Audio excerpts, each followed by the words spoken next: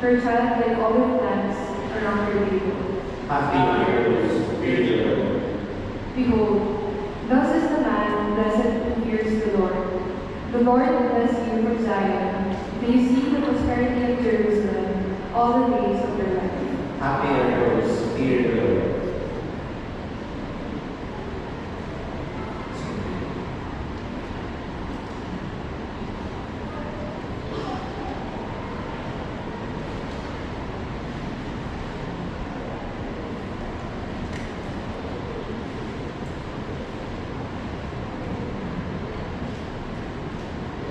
A reading from the letter of St. Paul to the Ephesians. Beloved, be subordinate to one another out of reverence for Christ. Wives should be subordinate to their husbands as to a Lord. For the husband is the head of his wife, just as Christ is the head of the church, he himself, the Savior of the body. As the church is subordinate to Christ, so wives should be subordinate to their husbands in everything. Husbands, love your wives, even as Christ loved the church and handed himself over for her. Husbands should love their wives as their own bodies. He who loves his wife loves himself. For this reason, a man shall leave father and mother and be joined to his wife, and the two shall become one flesh.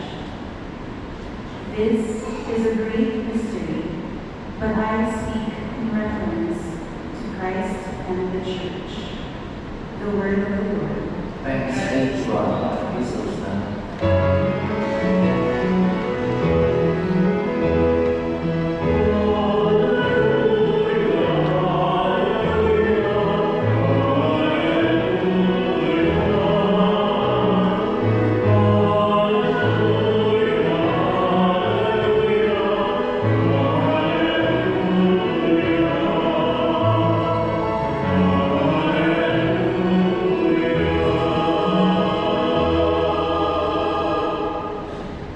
The Lord be with you. And with your spirit, The Holy Gospel according to St. Matthew. glory to you, Lord. Some Pharisees approached Jesus and tested him, saying, "Is it lawful for a man to divorce his wife for any cause whatsoever?" He said in reply, "Have you not read that from the beginning, the Creator made them male and female, and said for this reason, a man shall leave his father and mother and be joined to his wife, and the two shall become one flesh. So they are no longer two, but one flesh. Therefore, what God has joined together, no human being must separate." By the family, the Gospel of the Lord. Praise to the Lord Jesus Christ. Please be seated.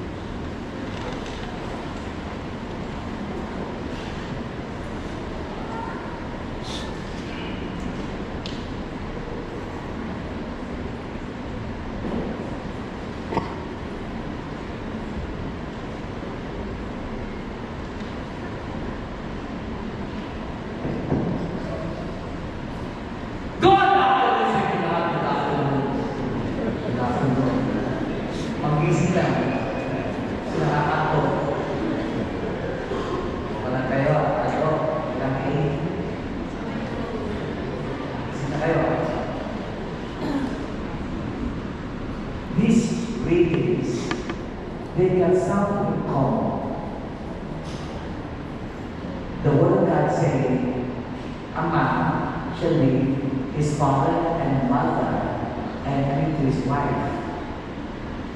That can also be said, a woman shall leave her father and mother and be joined to her husband.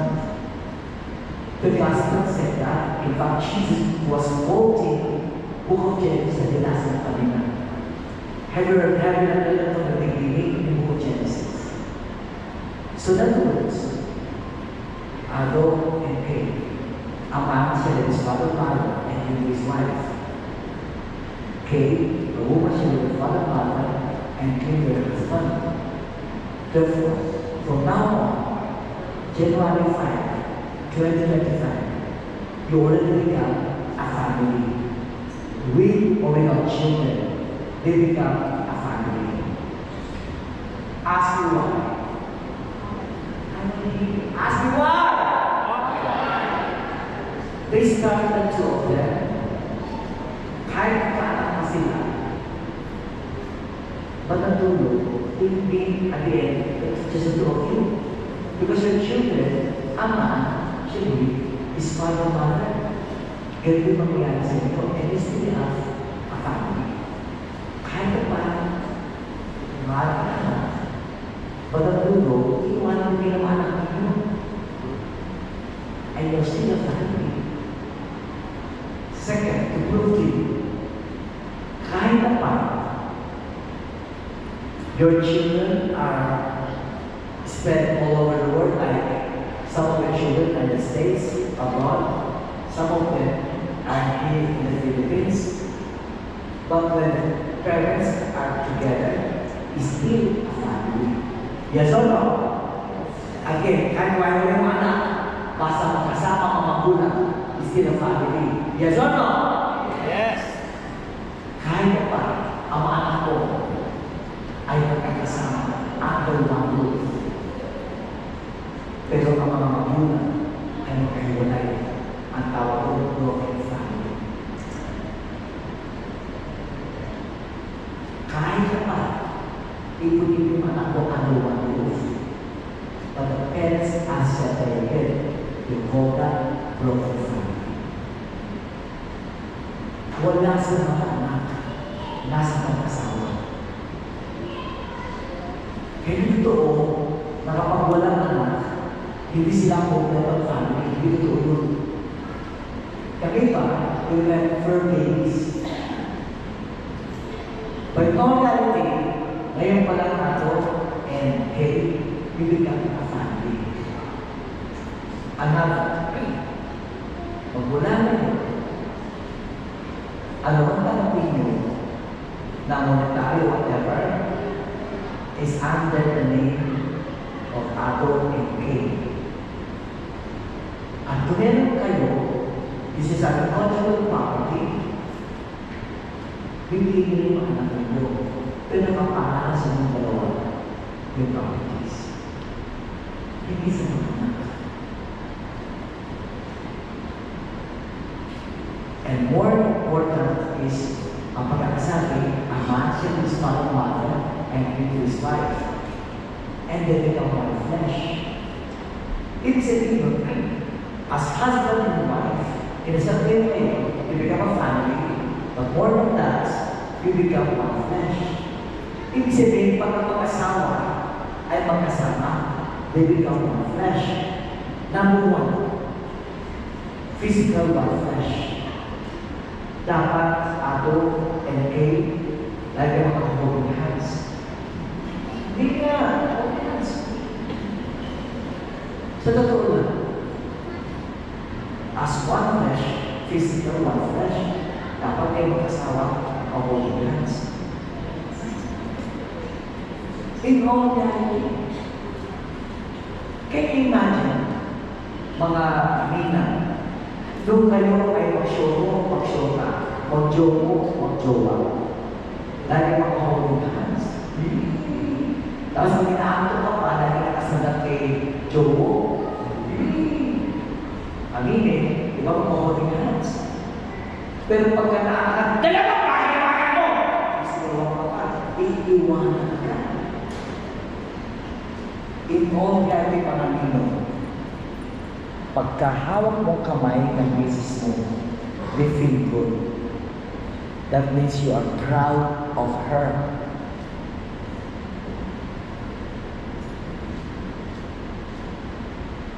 Lalo na pag ang asawa, ang mister is gentleman. Pagtatawid, ang lalaki should always take the danger side. Kaya honestly, mga ninang, Pag nakakita ako ng asawa na iniwanan yung asawa na, yung misis niya, I don't find it an expression of love. Pasabi siya, bahala ka sa buhay mo. But in all reality, simula, tanda mo, maka-holding hands. Pag may mga anak na, iniwanan mo yung misis mo. Pero pag matatanda na, balik ulit sa holding hands. Makakarelate ka. Kaya nga, yung one flesh mo physically, dapat expression niya. Another, just to let you know. Halimbawa, ito si Ado. Ito si Kay. Dito one flesh. Pag si Ado will work sa abroad, Abu Dhabi. Si Kay, very children, ang nasa Pinas. Yung one flesh ng papa, yun. Si Petition. Here. Ito lang, yan.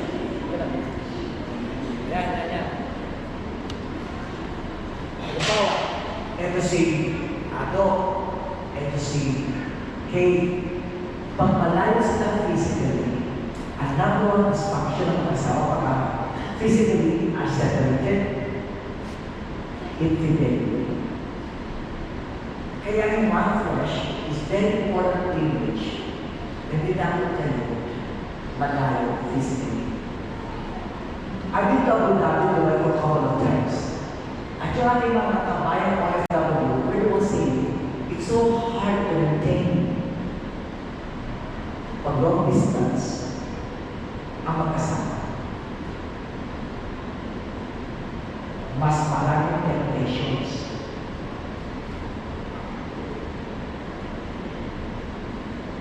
Dati pagtulog ka sa akin para ka mamutang. Di mo reality. Kaya nga, kung kayo mag-aabot, halimbawa ako, dapat kasama mo si Kay at saka yung anak mo. Para yung physical mga flesh mo, ay nang-maintain mo.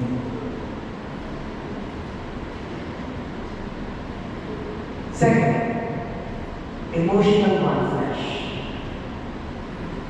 Pag yung mga mag-asawa ay nagkaaway, both are bleeding. Again, pag ang mag-asawa nagkaaway, both are bleeding. Kaya kapag why in all reality, the Word of God would make the mag-asawa as that particular image of one flesh. Because pagkakaroon may mga misunderstanding, ay nako, both are bleeding. Because one flesh. Example ng mag-asawa bleeding. Tayo kayo dalawa. Harap sa kanila. Okay? So si Kay at saka si Ado, both are standing. Yes or no? Yes. Both are standing. Pero minsan, may isa sa mag-asawa, tayo rito. Yan. May mag-asawa kung minsan, meron silang bleeding kasi si Ado here is outstanding. Ikaw na! Pag laging mali yung asawa, he feels outstanding. Take note, ang feeling outstanding kadalasan, yung malakas kumita ng pera. Yun ang provide sa family. You feel outstanding. Okay? Kaya kung minsan, hindi naman lahat. Pag may loyal kang asawa, kahit babae, feeling outstanding. Ano kailangan para magkaroon ng healing, yung nalang bleeding, babae? Yan. Tapos dito na. Yan. Tapos sarap ka sa kanya. And the whole is understanding. Anybody who understands is humility. At pag si Kay, palualin,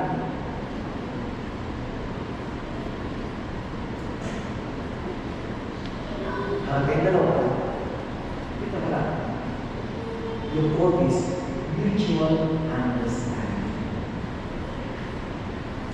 Kailangan niya. Kasi otherwise, if there's miscommunication and misunderstanding, both will be bleeding. Including mga anak. Kaya nga, pag ang mga mag-asawa magkahiwalay, the children also bleed. You said, take note, hindi pwede divorce because the children also bleed. Magdudugo sila. Kaya nga, pag kayo na may misunderstanding, don't let your children know about it. Ask me why. Because they will also bleed. Kung meron na misunderstanding kayo dalawa, I'm assigned this sa pinili na nilalong kasi parish, along with duties. May mga bata ko, ang comfort zone nila ay ang aming simbahan. Kasi ang parents nila, lagi nag-aaway sa harapan nila. Please don't. At pag kayo nag-pleading, halimbawa, si Ado ang offender. Si Kay ang offended. Para yung bleeding, both ang bleeding, pagka hiniwa mo to, left and right will bleed. Therefore, para hindi mag-infection, kasi pagka nag-infection ang bleeding, very sensitive. Right, sensitive. Pag may infection, kailangan merong betadine. Ang pinaka-betadine at the septic ng bleeding ng mag-asawa is for the offender to say, I am sorry.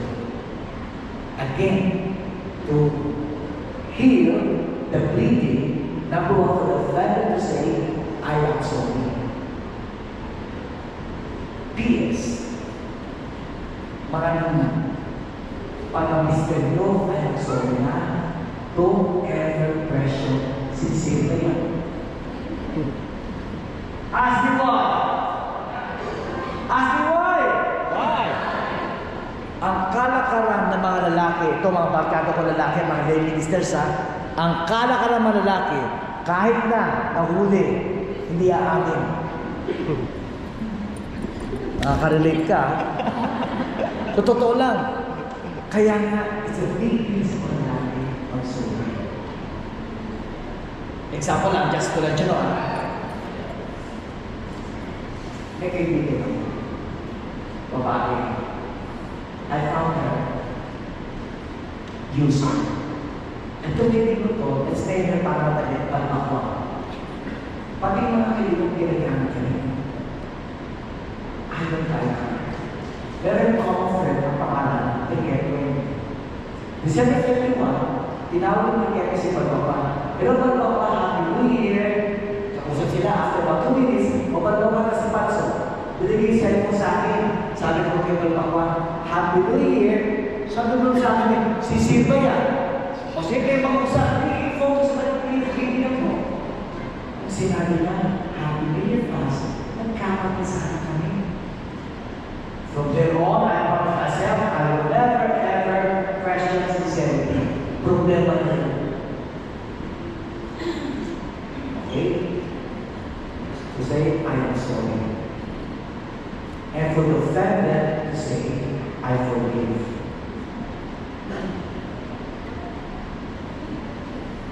Saan mo? And for them to move on, we forget. P.S. sa mga hinapulo. Hindi, kasi just, nasa tayo kayo. Pagka nakabuhan na kayo, don't ever mention that sa husband mo. Hindi talaga ka, si Mister, Habang nag-drive si Mister, napataka si Mrs. nasa kanan mo. Tapos sabi ni Miss mo, Papa, di ba dyan mo ginagano si girl mo? Napapahiya ang mistake. Feeling na mistake, hindi siya totally nakapal. Yan na, binawi ko kayo Hindi nga. Kaya nga, ang pagpapatawad after sealed. Forgive and forget. Kaya take that out. Emotional one flesh. And last, spiritual one flesh. Si Jesus ang inyong one flesh. Kaya ang sa kanya, put your hands together like this. Mami, Daddy, Papa. Yan. Like this, like that. Ninong, Nina, like this. Mga abay, like this. Mga makikikain, like this. Sisigurado ko lang kasama kayo. Okay? Please fold the middle fingers. Fold. Middle fingers. Middle fingers. Okay. Good. Lutang-lutang ko si Ato. Okay na. Para baba ang wifi mo. Don't forget, a special one flesh. The name of the game in any married life is always called faithfulness. The name of the game in any married life is faithfulness. Now tell me, ano sa Tagalog ang faithful? Matapat. Tagalog, faithful. Tapat. Spell tapat. Spell it backwards. Ibig sabihin kahit magkabalik ka ng buhay, don't give up on siya. Ask mo. So, ganyan na forwards, balikan kaya namin. Ulit yung forward, balikan kaya namin. Don't give up on siya. Para malaman nyo, that kind of commitment, move your thumbs, close open. Very easy. How about your index fingers? Very easy. How about your fifth fingers? Very easy. How about your four fingers? Ayaw mo? Ask me why. Because both the four fingers symbolizes commitment. You wear your ring on the fourth finger. Pag sila magkalapat, bigit at tapat sa gitna, you cannot lift the fourth finger from the other. Kaya nga, don't forget. You become a family. You become committed to each other. Kahit ang mangyari, T-A-T-A-T. And most of all, if Jesus is in your midst, parang Pedro, they become all family. Here is St. Joseph, here is Mount Mary, and Jesus always in the midst. You become all family. Kaya Dr. A, bring the children towards Jesus. Para si Jesus ay maging one flesh nila. Palagpakan natin sa atin.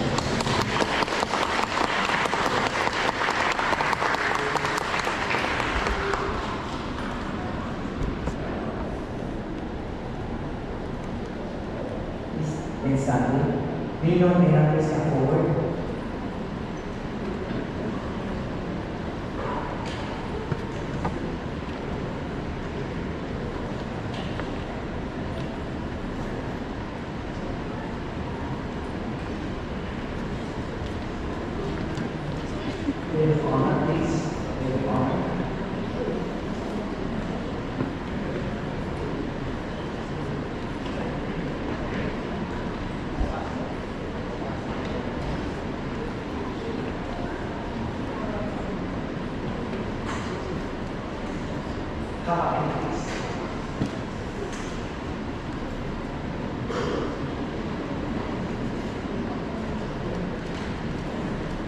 Pinila sa witness this ceremony of commitment for Ado and Kate.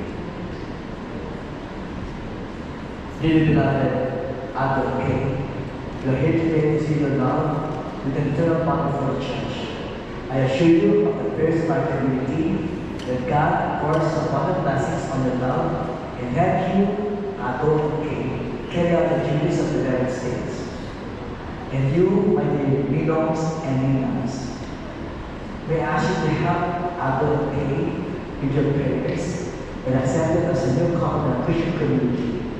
May nag-anak na sa Pinang before, kahit nakaluting pa ka nila, just maybe one morning, Lord, I remember all the anak ko sa kasal.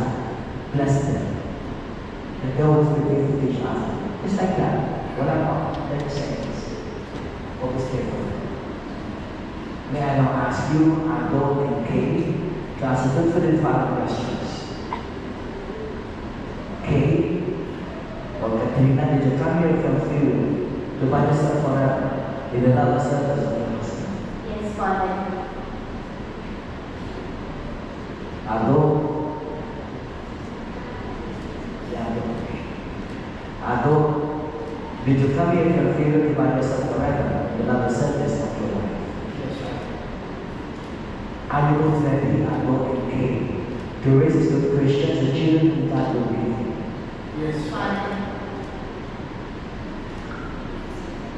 Ado and Kay, since you so what I call matrimony, please face each other. Join your hands. Express your intentions before God and His church. Then also suggestion, additional. Not just join your hands, but when you answer, yes, I do, look at others' eyes. None of them any sentiment. Again, when you say, yes, I do, look at others' eyes. Ask me why. Alam ng amin na kapag ang misteryo sabi ko, nakatingin sa mata ng direksyon. Pero pag hindi siya tapo, hindi siya na. Iwan ko ito po na sincerity.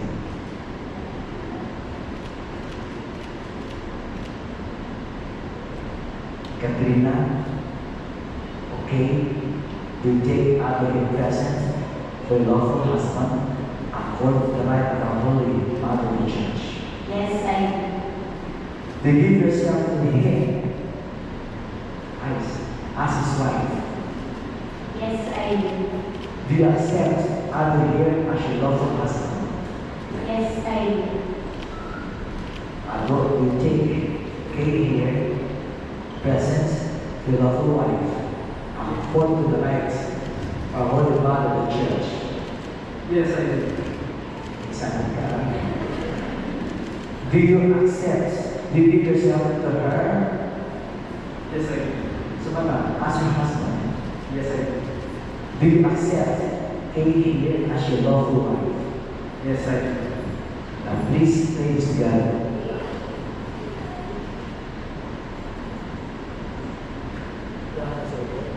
Grant us, O Lord, to be one heart and one soul. This day forward, From this day forward, better for worse, for better, for richer for poorer, for richer, for poorer, in sickness and in health, in sickness and health, until death do us part. until death do us part.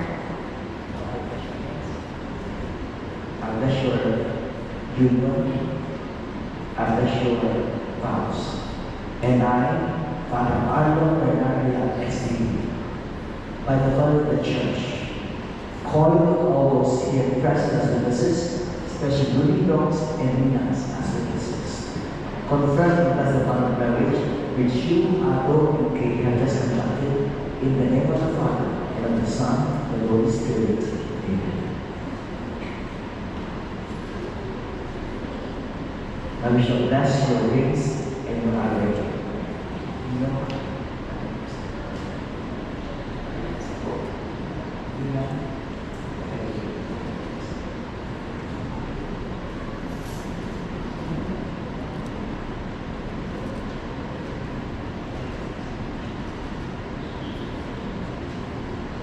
Bless, O Lord, these rings so that your servants Ado and Kay, who read them, may have a living ritual and glorified you through Christ our Lord. Amen.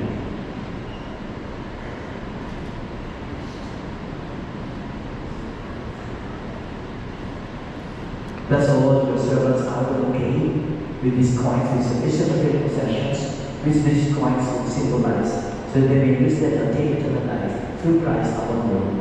Amen. Now, bibigyan niyo po sinsing, yung parang kay cave, bibigyan niyo po kay Ado. Tapos yung parang kay Ado, bibigyan kay cave. Ngayon, repeat after me. Tumasalis-salis. Anong tawag mo kay cave? Tawag sa good. Good. Good. Beauty. Beauty. Bakit good? Ano, good na natin? Dahil din na dyan. Okay, sige. Sabi ko ako na ayos. Good. Hindi nga. Okay. Ikaw ang bigay ka na lang. Good. Good. Nice. Where is me? Where is he? A sign of my love Sign of my love. and loyalty. And loyalty. In the name of the Father, and of the Son, and of the Holy Spirit. Amen.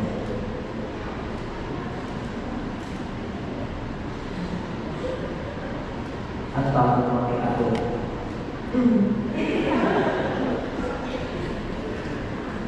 Ngayon, ice.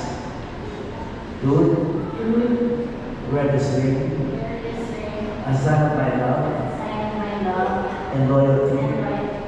In the name of the Father, and of the Son, and of the Holy Spirit. Amen.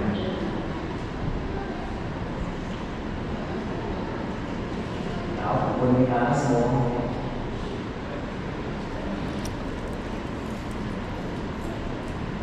at bago nilagay ang aras na yan, tayo lang kita. Anong word mo?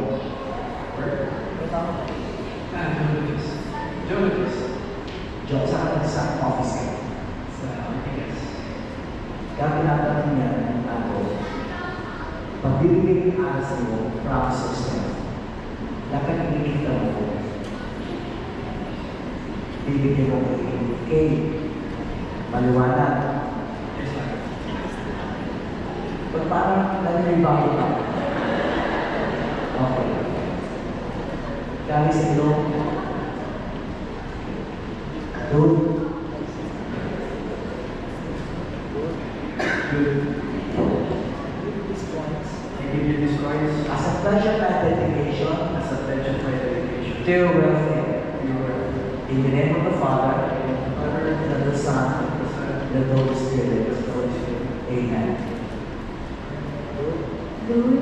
I accept it. I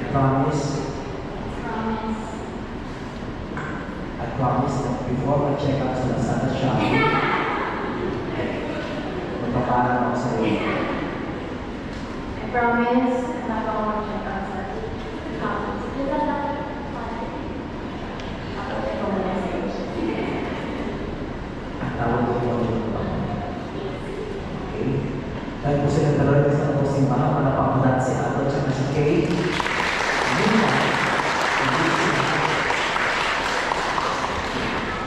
Lord, I will ask you to bless this Bible.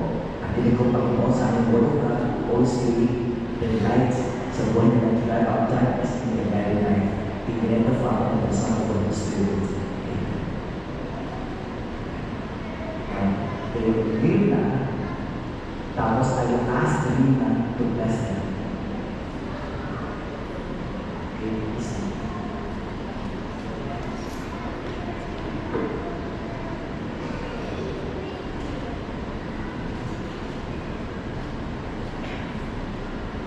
We didn't only witness yung kanilang ceremony, but you can give them your blessing. Meanwhile, all of us this time,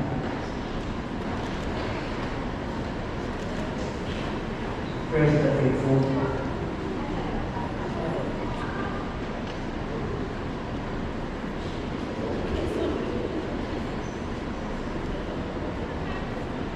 Dear brothers and sisters, let us all pray whose marriage reflects the unity of Christ and His church, the recognition would say, Lord, hear our prayer. Let us pray for the church, who is the bride of Christ, that she may always be faithful in her mission of spreading the good news of our salvation and Christ's love for us. We pray. Lord, hear our prayer. Let us pray for our government leaders, that they may become God's instruments in protecting the family and defending life. We pray. Lord, hear our prayer. Let us pray for the needs of our brothers and sisters, the sick, the handicapped, the prisoners, and all those abandoned by their loved ones, that through their presence in our community, we may be enlightened and show our charity of love. We pray. Lord, hear our prayer. Let us pray for Alok and Kay, united today in God's love, founding a new family in our Christian community. May they become God's faithful stewards and collaborators with God in rearing their future children. We pray. Lord, hear our prayer. Let us pray for the young people who will embrace the vocation of married life, that they may learn from life and experiences of others of the beauty of love that comes from generosity. We pray. Lord, hear our prayer. In all these intentions we ask, in Jesus' name, Amen. Pagparami mga nagkaganda mga nina at saka mga nilo at mga now comes the day, the court, and the specific hands. Candle sponsor, candle. Candle sponsor, candle.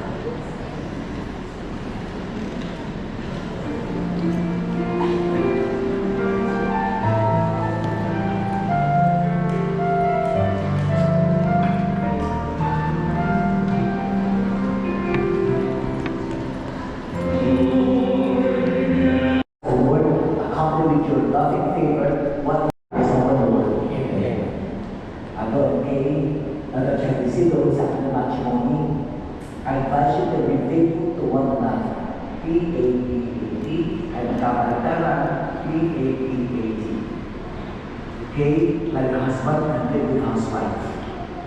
Mag-ata ng buko.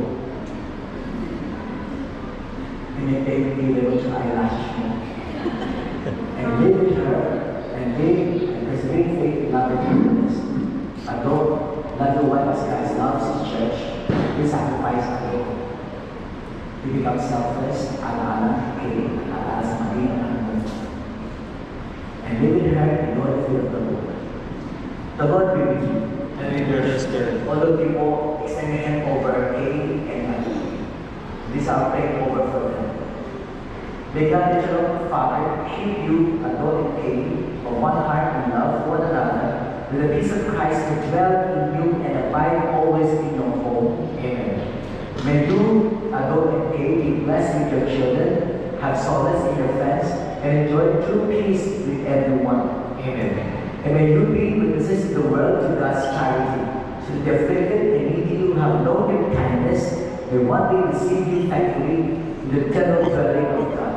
Amen. The Lord be with you and with your spirit. Abide with us all of you in the name of the Father and of the Son and of the Holy Spirit. Amen. The Mass is having us our peace. Thanks be to God. Amen.